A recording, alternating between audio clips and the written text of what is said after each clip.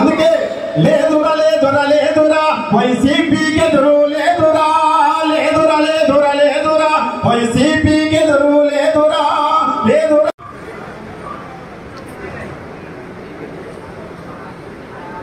మీ అందరికీ కూడా చిరపరిచితులు.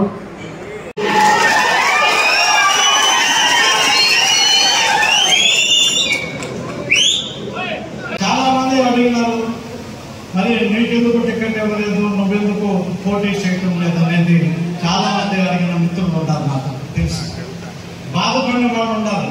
పరిస్థితి ఏ రకంగా ఉండబోతుంది, నీతో మమేకమై మీ కుటుంబంతో మమేకమై 52 సంవత్సరాలు మేము మీతో ప్రయాణం చేశాం 1972 నుంచి.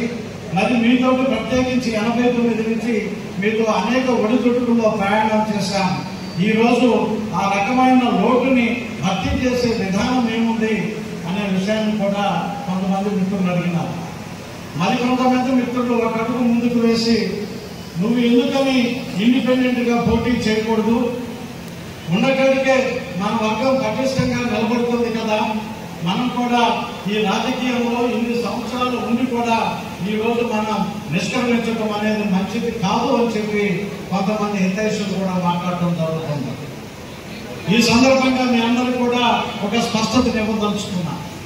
నేటి రాజకీయం అనేది ప్రతి పార్లమెంటు పరిధిలో ఒక బీసీ అభ్యర్థికి మనం ఇవ్వాలి.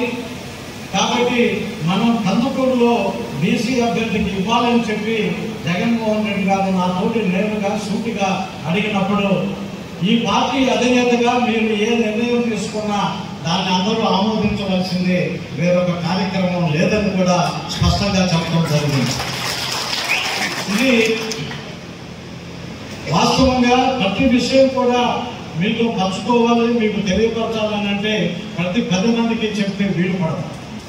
ఈ లోపల చాలా మంది చాలా రకాలైన ఆలోచనలు మహేందర్ రెడ్డి కావాలబోతుంది. ఈ రోజు మహేందర్ రెడ్డి కావలేదు ఒకే ఒక విషయం, మీలో అమ్ముడు పోయే వ్యక్తులు ఎదిగినా కూడా కనిపించడని గర్వంగా నేను చెప్పాను. ఒక రోజులో చేసిన తప్పు పట్టానికి లేదు, గౌరవం కోసం తెలియజేసుకుంటా ఉన్నాను.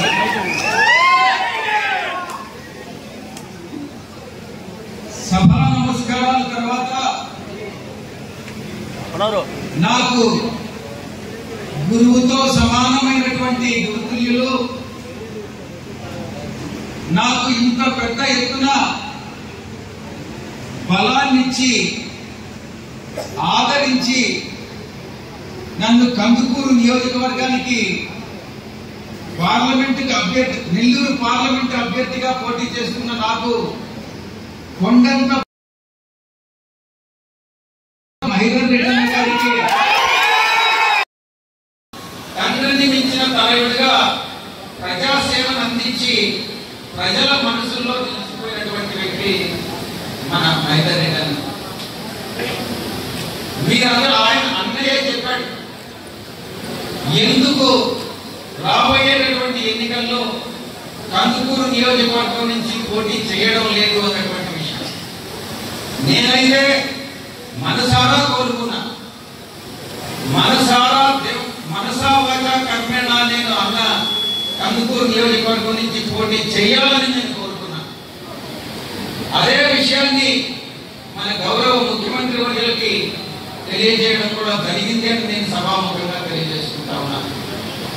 కానీ సోషల్ ఇంజనీరింగ్ అంటే మన సామాజిక సమన్యాయం అన్నటువంటి సిద్ధాంతాన్ని నమ్మినటువంటి మన పార్టీ గౌరవ ముఖ్యమంత్రి వర్యులు ఈ యొక్క స్థానాన్ని బీసీ సామాజిక వర్గానికి చెందిన వాళ్ళకి ఇవ్వాలన్నటువంటి నిర్ణయం మేరకు అన్నగారికి కాకుండా మధుసూదన్ యాదవ్కి ఇవ్వడం జరిగింది. మీరు అన్నగారికి మహేందర్ రెడ్డి అన్నగారికి ఏ విధమైనటువంటి సపోర్ట్ ఇచ్చి గెలిపించి మీ మనసుల్లో మీ గుండెల్లో దాచుకున్నారో అదే విధంగా నన్ను గాని నేను ఆరాధించేటటువంటి మహేందర్ రెడ్డి అన్న నేను నా గురుతులుగా భావిస్తా ఉన్నాను. అదే విధంగా మధుసూదన్ యాదవ్ కూడా అన్నని గురుతులుగా భావిస్తారు. అన్న చెప్పిన మాటే మహేందర్ రెడ్డి అన్న చెప్పిన మాటే వేదవాక్కుగా భావించి అదే ప్రజావాణిగా భావించి భవిష్యత్తులో మేము ఎన్నికైనప్పటికీ కూడా మా మార్గదర్శకుడిగా ఆయన మాటే సదా పాటిస్తామని మీకు సభాముఖంగా నేను తెలియజేస్తున్నాను.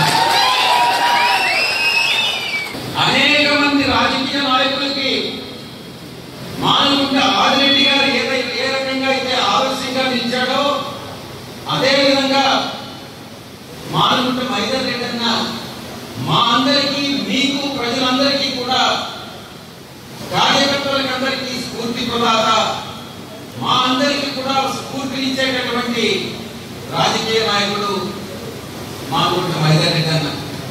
అందుకే నేను ఈరోజు సభాముఖంగా తెలియజేసింది ఆయన మాట పూజ తప్పకుండా పాటిస్తామని సభాముఖంగా తెలియజేస్తున్నాను. తండ్రికి ఆయన క్రియాశీల రాజకీయాల్లో ఎంత చురుగ్గా పనిచేశాడో 1989, 2004, 2009 చివరిగా 2019 అసెంబ్లీలో ఎన్నికల్లో విజయం సాధించినటువంటి సమర్థమైనటువంటి నేతగా మహేందర్ రెడ్డి అన్న రాజకీయ చరిత్ర పుటంలో ఉన్నారు. అన్నగారు ఒక విషయం సభాముఖంగా చెప్పారు, నాకు శాసన మండలి సభ్యుడిగా ఇచ్చినా కూడా నాకు వద్దు అన్నటువంటి విషయాన్ని నేను సభాముఖంగా అన్నగారిని నేను అభ్యర్థిస్తా ఉన్నాను.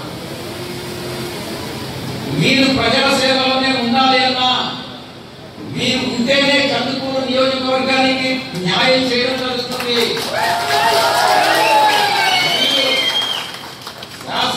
మీరు శాసన మండలిలో సభ్యుడిగా ఉన్నా కూడా, మీరు ఎక్కడ శాసనసభ ఏ సభలో సభ్యుడిగా ఉన్నా కూడా ప్రజల మనసుల్లో ఉన్నంత కాలం అది శాసనసభ శాసన మండలి అన్నటువంటి తేడా ఉండదు. కాబట్టి మిమ్మల్ని నేను సభాముఖంగా అభ్యర్థిస్తున్నాను, మీరు శాసన మండలి సభ్యులుగా మీరు అంగీకరిస్తే అంతకన్నా సంతోషకరమైనటువంటి విషయం. పెద్ద ఎత్తున బలాన్నిచ్చి ఆదరించి నన్ను కందుకూరు నియోజకవర్గానికి నెల్లూరు పార్లమెంట్ అభ్యర్థిగా పోటీ చేస్తున్న నాకు కొండంత బలాన్ని ఇస్తున్నటువంటి మానుకుంటే మహేందర్ రెడ్డి గారికి హృదయపూర్వక కృతజ్ఞతలు, నమస్కారాలు తెలియజేసుకుంటా ఉన్నాను. ఈ సభ సాక్షిగా చెప్తా ఉన్నాను, మహేందర్ రెడ్డి అన్న చేసినటువంటి మేలు ఈ జన్మకు నేను మరిచిపోను. మరిన్ని వీడియోస్ కోసం ఛానల్ ని సబ్స్క్రైబ్ చేయండి. లేటెస్ట్ అప్డేట్స్ కోసం వాట్సాప్ ఛానల్ ని ఫాలో చేయండి. అండ్ లింక్ డిస్క్రిప్షన్ లో ఉంది.